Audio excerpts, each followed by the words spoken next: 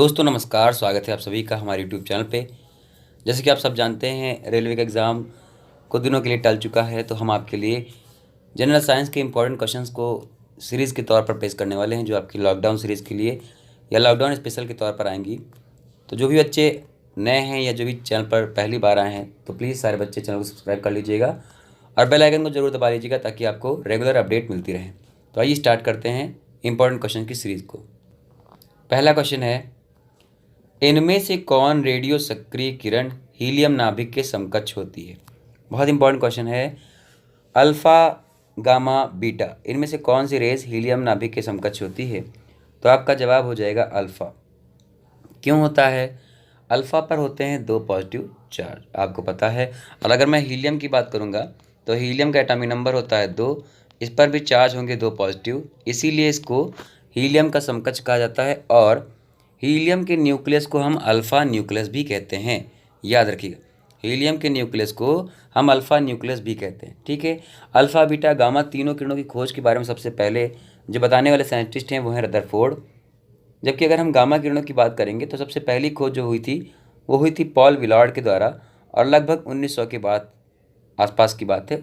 एक फ्रांसीसी साइंटिस्ट थी, और 1903 में इस किरण का नाम जो दिया गया था वो रदरफोर्ड के द्वारा दिया गया था। आइए नेक्स्ट क्वेश्चन की बात कर लेते हैं। जी हाँ, दूसरा क्वेश्चन आपके सामने आ गया है, किस वैज्ञानिक ने गामा किरणों की खोज की थी? अभी मैं आपको बताकर आया हूँ कि ये गामा किरणों की खोज किसने की थी।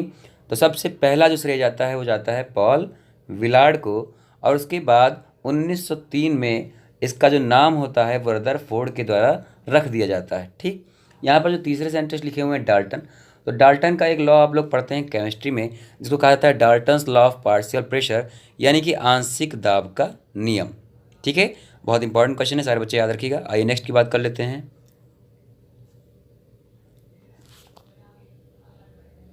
नेक्स्ट क्वेश्चन है, अल्फा एवं बीटा किरणों की खोज का श्रेय किसे दिया जाता है? अब अल्फा और बीटा की बात कर ली है, तो गामा में तो 2 लोग का नाम निकल के आता है, विलार्ड और रदरफोर्ड का, लेकिन अल्फा बीटा में सिर्फ एक महान वैज्ञानिक निकाल के आते हैं, और वो हैं हमारे रदरफोर्ड जी। अच्छा, विलार्ड के बारे में आप जान चुके हैं कि इन्होंने किसकी खोज की है, लेकिन एक ऊपर साइंटिस्ट लिखे हुए हैं रॉन्टजन। इन्होंने क्या किया भाई साहब ने? इन्होंने एक्सरे की बात की है। किसकी? एक्सरे। देखिए, बहुत ही हाई फ्रीक्वेंसी की बीम होती हैं एक्सरे, इसीलिए इनका जो आप यूज़ करते हैं खासकर आपके हार्ड पार्ट्स जैसे कि हड्डियां वगैरह, उनका स्कैन करना या उनको एक्सरे करने के लिए उपयोग किया जाता है, ठीक है। चलिए नेक्स्ट क्वेश्चन की बात कर लेते हैं।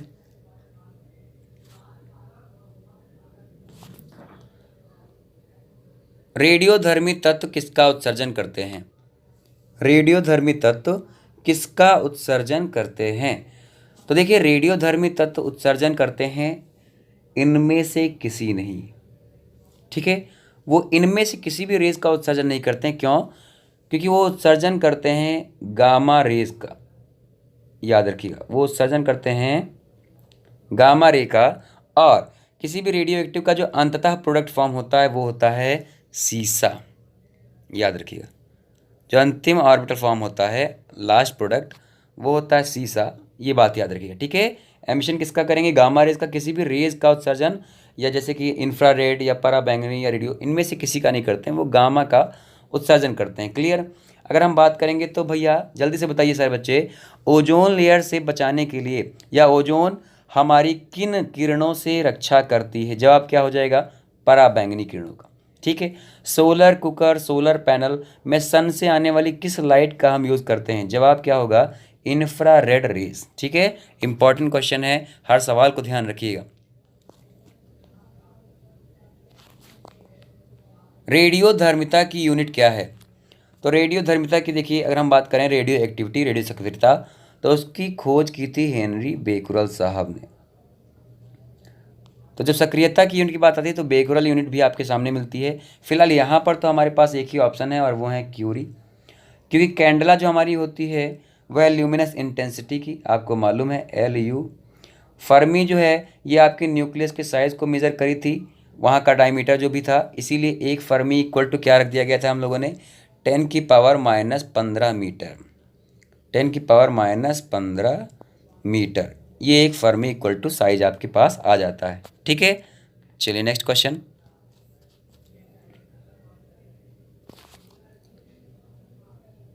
किसी परमाणु के स्थायी नाभिक में प्रोटॉनों की संख्या होती है। किसी परमाणु के स्थायी नाभिक में प्रोटॉनों की संख्या कितनी हो सकती है? देखिए ऑप्शन से समझाते हैं आपको हम, और एक एग्जांपल लेकर समझाते हैं। जैसे कि मैंने कहा हाइड्रोजन, तो हाइड्रोजन का जो वेट होता है वो होता है 1.00 या 1.08 ले लेते हैं, समथिंग होता है। अगर हम बात करेंगे इसके नंबर ऑफ इलेक्ट्रॉन या प्रोटॉन जो भी लेना चाहें तो वो होते हैं 1। आपको निकालना क्या है? आपको निकालना है प्रोटॉनों की संख्या। तो हमें प्रोटॉनों की संख्या निकालनी है। तो आप देख रहे हैं कि सर जी जो हाइड्रोजन है उसका मास 1.08 है, और यहाँ पर प्रोटॉन दे दिया आपने 1।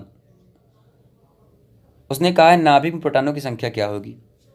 तो सारे बच्चे ज़रा ध्यान से देखें, न्यूट्रॉनों की संख्या के बराबर, न्यूट्रॉनों की संख्या से अधिक, न्यूट्रॉनों की संख्या से कम, या इनमें से कोई नहीं। तो नंबर ऑफ न्यूट्रॉन आपको पता है कितना होता है? जल्दी से बताएं, नंबर ऑफ न्यूट्रॉन कितना होता है? हाँ बिल्कुल ठीक आप कह रहे हैं, ठीक है, वेरी गुड, अच्छा एग्जाम्पल। मैं दूसरा एग्जाम्पल आपको लेकर दिखाता हूँ। जैसे आपके पास आता है क्लोरीन का,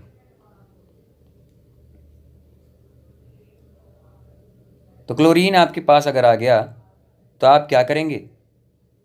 आप करेंगे सर जी 35.5 इसका वेट होता है, और जबकि नंबर कितना है? 17 एटॉमिक नंबर। तो नंबर ऑफ न्यूट्रॉन्स कितने आ जाएंगे? 18 लगभग में, यानी कि न्यूट्रॉनों की संख्या से कम। तो जवाब क्या हो जाएगा? सी। ठीक है, तो इस तरीके आप कोई भी एग्जांपल ले सकते हैं, न्यूट्रॉनों की संख्या से कम ही लगभग आता है। आप 10 के नीचे एटॉमिक नंबर में रहते हैं तो लगभग वैल्यू वेरी बराबर आ जाती है, पर ऐसा होता नहीं है। आइए नेक्स्ट,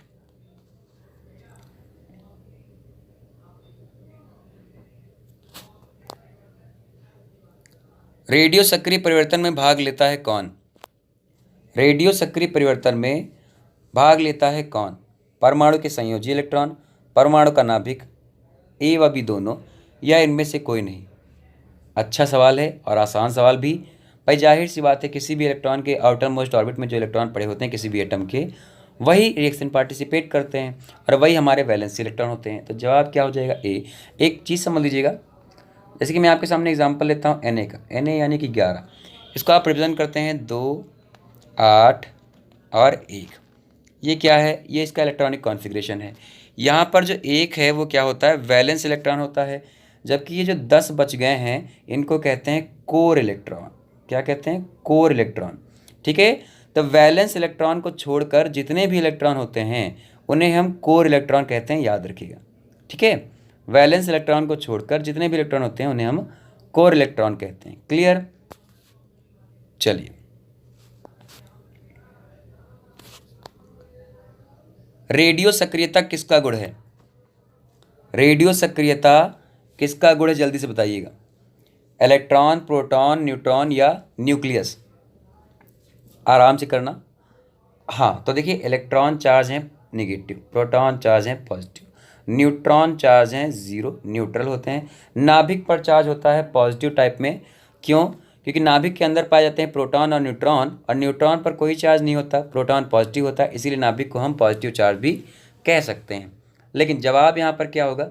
न्यूक्लियस। देखिएगा, ये समझने की बात है, अगर आपके पास न्यूक्लियस नहीं होगा, ठीक है, तो न्यूक्लियस की जगह पर जो दूसरा ऑप्शन होता है वो हो सकता है न्यूट्रॉन। अगर नहीं दिया होगा न्यूक्लियस तो, अगर दिया है तो न्यूक्लियस इज द बेस्ट। चलिए,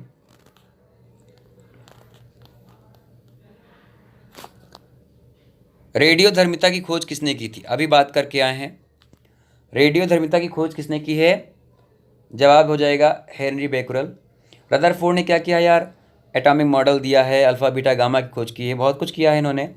रदरफोर्ड के मॉडल को हम लोग कुछ जानते भी हैं, वाटरमेलन का मॉडल शायद जानते हैं, आपको मालूम होगा। रॉन्टजम यानी कि एक्सरे की खोज की है इन्होंने। आइंस्टीन ने रिलेटिविटी का प्रिंसिपल दे रखा है, सापेक्षता का सिद्धांत यानी कि E = mc²। क्लियर है? नेक्स्ट, परमाणु संरचना का मॉडल किसने विकसित किया है? एटॉमिक मॉडल की बात कर रहे हैं तो किसने किसने दिया है? तो हमारे नील बॉहर साहब ने दिया था, फैराडे साहब ने दिया है, रदरफोर्ड साहब ने दिया है, बहुत सारे लोगों ने दिया। इसमें से कौन से ऑप्शन है सेलेक्ट करते हैं? तो देखिए अल्फ्रेड नोबेल तो डायनामाइट के हैं, ये हो नहीं सकते, इनको कट कर दो। फैराडे साहब हैं लेकिन उनके साथ में ही बोहर साहब भी दिए हुए हैं, तो जवाब आपका सी वाला सही हो जाएगा, एकदम सही। ये बोहर आपके नील बोहर कहलाते हैं, ठीक है ना। चलिए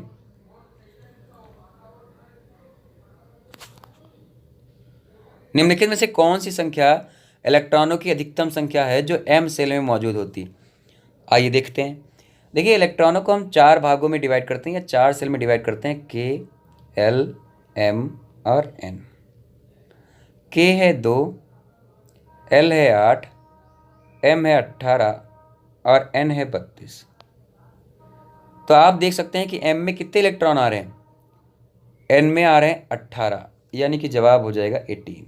एन में 32, एल में 8, के में 2। इस तरीके से आपको चीज़ें डिवाइड कर देनी है और आराम से कर देना है, कोई दिक्कत नहीं है। किसी तत्व में 2 प्रोटॉन, 2 न्यूट्रॉन और 2 इलेक्ट्रॉन हो तो उस तत्व की द्रव्यमान संख्या कितनी होगी। अब देखिए क्या कह रहा है यार, 2 न्यूट्रॉन है और प्लस 2 प्रोटॉन कर दीजिएगा, आपके पास मास निकल आएगा 4 और 4 यहाँ पर लिखा हुआ है। और एटॉमिक नंबर की बात कर लेंगे तो हो जाएगा 2, यानी कि ये बात हीलियम की कर रहे हैं। हीलियम क्या होता है, पहला इनर्ट गैस का एलिमेंट या first element of zero group. Next, किसी तत्व का परमाणु संख्या 35 है तथा उसमें 18 इलेक्ट्रॉन है तो उसमें प्रोटॉनों की संख्या बताइए। बहुत प्यारा क्वेश्चन पूछा है, आप फंस जाएंगे। कह रहा है किसी तत्व का परमाणु संख्या 35 है, उसमें 18 इलेक्ट्रॉन है, तो प्रोटॉनों की संख्या कितनी होगी। तो देखिए पहली बात तो ये कुछ गड़बड़ कह रहे हैं। रीज़न, यहाँ पर परमाणु संख्या ना होके परमाणु भार कहेंगे हम, 35 है और इलेक्ट्रॉन है 18, तो number of electron equal to number of proton होता है। आपको कुछ करने की ज़रूरत ही नहीं है। जब 18 इलेक्ट्रॉन है तो 18 ही हमारे पास प्रोटॉन हो जाएंगे। हमें ज़्यादा कुछ सोचने की या दिमाग लगाने की ज़रूरत नहीं है कि हम 35 में 18 माइनस कर दें और 17 आ जाए, ऐसा कुछ नहीं करना आपको। Number of electron equal to ही नंबर ऑफ प्रोटॉन होते हैं, यही रख देना है। और आपको पता होना चाहिए सर जी कार्बन क्या होता है, आइसो बार रिप्रेजेंट कर, सॉरी क्लोरीन आइसो बार रिप्रेजेंट करते हैं, यानी कि संभारिक। जैसे कि 17 क्लोरीन 35 और 18 क्लोरीन 35। तो हमें नहीं पता ये किसकी बात कर रहे हैं और ना हमें जानने की ज़रूरत है। उन्होंने दिया है नंबर ऑफ़ इलेक्ट्रॉन 18, तो हमारे पास नंबर ऑफ़ प्रोटॉन भी 18 होंगे। आपको ज़्यादा कुछ सोचने की ज़रूरत है नहीं। चलिए नेक्स्ट, परमाणविक संख्या Z एवं द्रव्यमान संख्या A के एक परमाणु में इलेक्ट्रॉनों की संख्या कितनी होगी। छोटा सवाल है, फिर से वही सवाल है, आपको घुमाया है। परमाणविक संख्या Z है और द्रव्यमान संख्या A है। अब परमाणु में इलेक्ट्रॉनों की संख्या पूछ रहा है, तो जितना एटॉमिक नंबर होता है यानी कि Z, उतने ही इलेक्ट्रॉन होते हैं और उतने ही प्रोटॉन होते हैं। सिर्फ स्थायी कणों के केस में या न्यूट्रल के केस में ऐसा नहीं हो पाता, ठीक है, बाकी हर कंडीशन में ऐसा होता है। तो जवाब यहाँ पर भी आपका Z ही हो जाएगा, क्योंकि परमाणु संख्या भी हमारी Z है, तो नंबर ऑफ़ इलेक्ट्रॉन भी Z होंगे, नंबर ऑफ़ प्रोटॉन भी Z होंगे। नंबर ऑफ़ न्यूट्रॉन पूछें तो बात अलग की है, तब हमको A माइनस Z करना पड़ेगा और तब जवाब C हो जाएगा। नेक्स्ट, कार्बन का परमाणु क्रमांक 6 तथा परमाणु भार 12 है, इसके नाभिक में कितने प्रोटॉन होते हैं। परमाणु का क्रमांक जो दिया है वो 6 दिया है, भार 12 दिया है, नाभिक में कितने प्रोटॉन होंगे। सिंपल सी बात है, मास माइनस Z कर देना है आपको। 12 माइनस 6, जवाब क्या हो जाएगा 6, यानी कि आंसर आपका A वाला हो जाएगा। क्लियर है आपके पास, ठीक। तो ये थे हमारे 15 इंपॉर्टेंट क्वेश्चन दोस्तों। हम आपके पास रेगुलर कंटिन्यू 15 MCQ की सीरीज़ रखते रहेंगे, जो आपके एग्जाम के लिए बहुत ही ज़्यादा सिलेक्टेड, बहुत ही ज़्यादा अच्छे होने वाले हैं। जनरल साइंस पर बेस हो सकते हैं, GK के हो सकते हैं, किसी भी सेक्शन के हो सकते हैं। फिलहाल हमारी ये साइंस की सीरीज़ है जो आपके लिए कंटिन्यू रहेगी। तो प्लीज़ अगर हमारे क्वेश्चन पसंद आए हो, हमारा तरीका पसंद आया हो, तो चैनल को सब्सक्राइब जरूर करिएगा और आगे की अपडेट के लिए बेल के आइकन को दबा लीजिएगा। तब तक नमस्कार, बाय बाय, धन्यवाद।